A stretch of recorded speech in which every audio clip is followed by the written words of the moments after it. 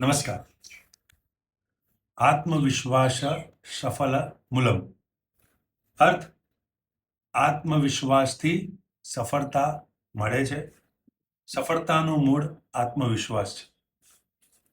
નમસ્કાર મિત્રો. આજે આપણે એવા વિષય પર વાત કરીશું જે તમારી દિશા અને દર્શન બંને બદલી શકે છે. મિત્રો, આત્મવિશ્વાસ. આ આત્મવિશ્વાસ શું છે? આત્મવિશ્વાસ એટલે તમારી અંદર રહેલી એવી તાકાત કે જે તમને પ્રયત્નોથી અને અંદર રહેલી તાકાતથી સફળ વ્યક્તિ બનાવે છે. આજકાલની ભાગતી અને સ્પર્ધાત્મક કોમ્પિટિશન વાળી દુનિયામાં લોકો એટલા વ્યસ્ત થઈ ગયા છે, એટલા ડરી ગયા છે કે પોતાનો આત્મવિશ્વાસ ભૂલતા ગયા છે.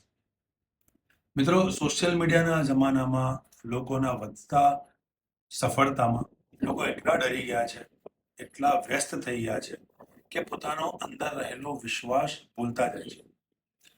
સૌથી મોટો ફાળો આમાં મા બાપનો જ હોય છે. મા બાપ પહેલા એવા વ્યક્તિ હોય છે દરેક બાળકના કે જે આત્મવિશ્વાસ કેળવડાવે છે, મતલબ એને આત્મવિશ્વાસ અપાવે છે. આજકાલની આ કોમ્પિટિશન વાળી દુનિયામાં મા બાપ પણ દેખાદેખી પર ઉતરી આવ્યા છે. કહી શકીએ કે દરેક બાળકને એવું કહેવામાં આવે છે કે જો ફલાણા ભાઈનો દીકરો, ફલાણા ભાઈનો છોકરી કેટલી આગળ વધે, કેટલા સારા માર્ક્સ લાવી રહી છે, સારું કમાઈ રહી છે.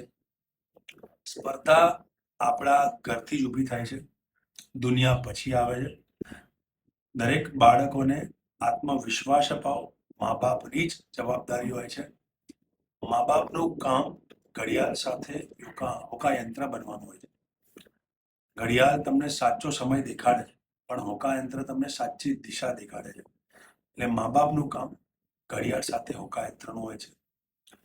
મિત્રો, આજકાલ તમે જોતા હશો દરેક બાળક, દરેક ઓફિસ સ્ટાફ એક જ શબ્દ બોલતો હોય છે, મારાથી નહીં થાય, હું નથી કરી શકતો. મિત્રો, દરેક આત્મવિશ્વાસ વાળો વ્યક્તિ સફળતાએ પહોંચે છે. 1000 વાર નિષ્ફળ થયા પછી પણ જો એનામાં આત્મવિશ્વાસ હોય તો એ 1000 વાર અપ્રયત્ન મતલબ પ્રયત્ન ના પામ્યા પછી પણ સફળ થાય છે. દરેક સફળ વ્યક્તિ આત્મવિશ્વાસ રાખે જ છે. તમને એક વસ્તુ જણાવું, એક ઉદાહરણ સાથે આપણે વાત કરીએ. એક પક્ષી ડાળ પર બેઠું હોય છે.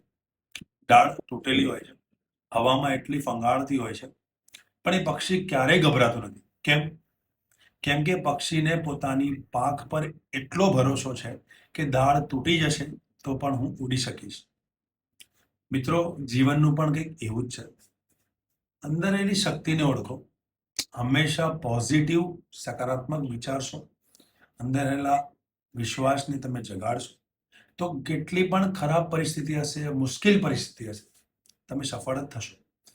તમે ઘણા ઉદાહરણ જોયા છે. એપીજે અબ્દુલ કલામ, ડૉક્ટર ભીમરાવ આંબેડકર સાહેબ, ઘણા એવા આપણા દેશમાં મહાન અનુભવ વ્યક્તિ થઈ ગયા છે કે જે ગરીબાઈ, મુશ્કેલી ઘણી વેઠી એમની લાઈફમાં, પણ આજે સફળ વ્યક્તિ તરીકે ઓળખાય છે ભારત દેશમાં.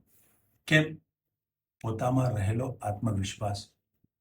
દરેક બાળકને, દરેક યુવાને મારી એટલી જ નમ્ર વિનંતી છે, પોતાની જાત પર ભરોસો કરો. તમને એક નાનું ઉદાહરણ બીજું આપું. એક સારો ક્રિકેટર ક્યારે સારો ફૂટબોલર બની નથી શકતો અને એક સારો ફૂટબોલર ક્યારે ક્રિકેટર સારો નથી બની શકતો. દરેકમાં એક ટેલેન્ટ હોય છે જેને લઈને આગળ વધવાનું હોય છે. આ ભાગતી દુનિયાને આપણે જ ફેસ કરવાની હોય છે. એટલે આત્મવિશ્વાસને તમે એટલો મક્કમ બનાવો કે તમારી જિંદગીમાં તમે ક્યાંય પાછા ના પડો. નાના નાના લક્ષ્ય રાખો લાઈફમાં કે જેથી તમે એને પૂરા કરી શકો. સકારાત્મક માઇન્ડસેટ રાખો. એવા મિત્રો જોડે ફરો કે જે તમને પોતાના આત્મવિશ્વાસને પ્રોત્સાહન આપે. મિત્રો, અંતમાં હું એટલું જ કહીશ દરેક મા બાપને, યુવાનોને અને નાના બાળકોને, આત્મવિશ્વાસ તમારી લાઈફમાં હશે ને તો તમે બધી જંગ જીતશો. એક હિન્દીમાં કહાવત છે કે જંગ ये दुनिया की जंग अपने बलबूते पर जीती जाती है, लोगों के कंधे पे तो जनाजे उठे जाते हैं. नमस्कार. जय भारत. जय हिंद.